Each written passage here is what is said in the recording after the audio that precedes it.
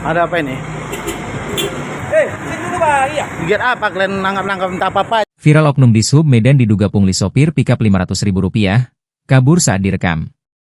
Tengah beredar sebuah video yang memperlihatkan beberapa pria yang diduga oknum Dinas Perhubungan Kota Medan mendatangi seorang sopir pikap di pinggir jalan menggunakan kendaraan dinas viral di media sosial.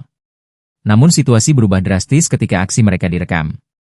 Dalam video tersebut, seorang pria terdengar mempertanyakan kegiatan para petugas.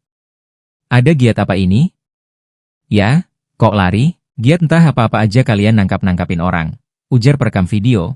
Tak lama setelah itu, ketiga petugas tampak langsung menaiki mobil dinas dan meninggalkan lokasi. Momen inilah yang memicu sorotan publik, karena mereka disebut langsung kabur setelah menyadari aksinya direkam. Sopir pikap yang berada di lokasi mengaku sempat dimintai menunjukkan dokumen KIR kendaraan. Ia menyebut KIR miliknya masih aktif. Diminta tunjukkan KIR,